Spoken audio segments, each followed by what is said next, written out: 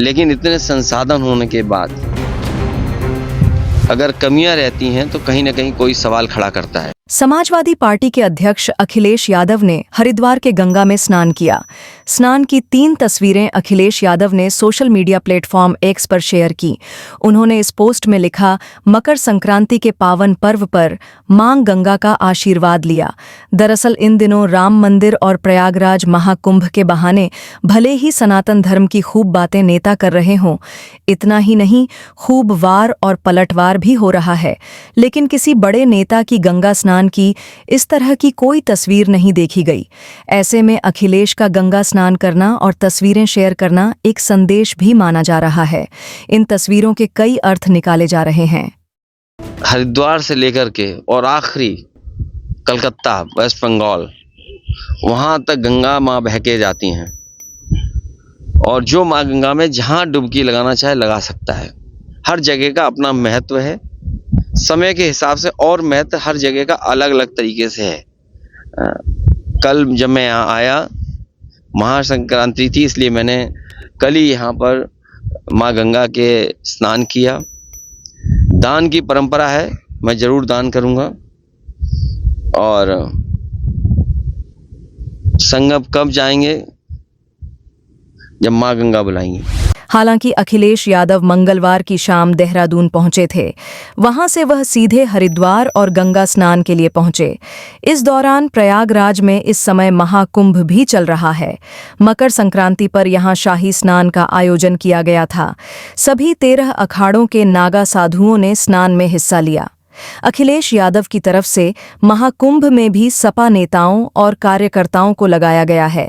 यहां पर मुलायम सिंह यादव की प्रतिमा लगाकर एक कैंप भी बनाया गया है। इसमें महाकुंभ में आने वालों की मदद के लिए कैंप कार्यकर्ताओं को अखिलेश यादव की पार्टी ने लगाया है।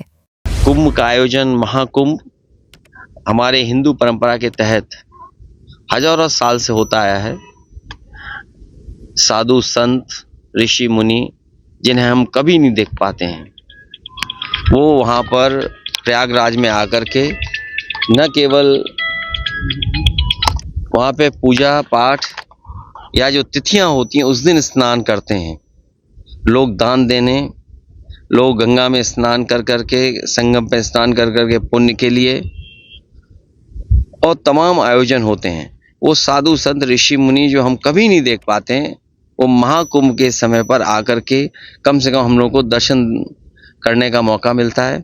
उनके आने से महाकुंभ की शोभा बढ़ती है। इस तरह की व्यवस्थाएं ये समय उस चीज का नहीं है, लेकिन इतने संसाधन होने के बाद अगर कमियां रहती हैं तो कहीं ना कहीं कोई सवाल खड़ा करता है।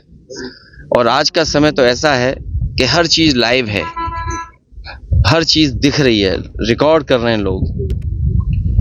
हमें उम्मीद है कि सरकार उन तमाम कमियों पर ध्यान देगी और उन चीज़ों को सही तरीके से इंतजाम करके, क्योंकि अभी बहुत दिन महाकुंभ को चलना है, हमें उम्मीद है सरकार उन तमाम कमियों को दूर करेगी। बता दें कि अखिलेश यादव मंगलवार को अपने चाचा राजपाल सिंह यादव की अस्थियों को लेकर लखनऊ से देहरादून एयरपोर्ट पहुंचे थे।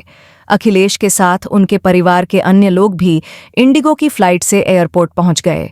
अखिलेश के साथ उनके परिवार के सभी सदस्य अस्थि विसर्जन के लिए वहां मौजूद थे।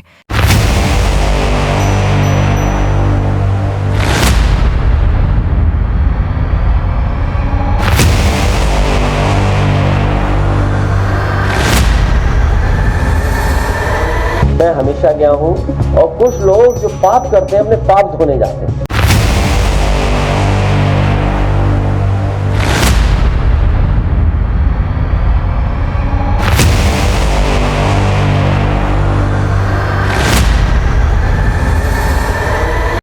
मैं हमेशा गया हूं, और अगर आप कहो तो तमाम वो पिक्चर्स मैं शेयर कर सकता हूं आपसे, जिसमें समय समय पे मैंने गंगा में स्नान लिया है।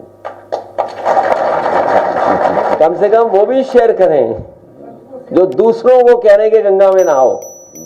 और कुंभ में जाने की जो परंपरा है, वो कई मायनों में कई तरीके से परंपराएं हैं। कुछ लोग गंगा स्नान इसलिए करने जाते हैं पुण्य के लिए, कुछ दान के लिए जाते हैं, और कुछ लोग जो पाप करते हैं अपने पाप धोने जाते हैं। तो हम लोग पुण्य के लिए जाएंगे और दान के लिए जाएंगे।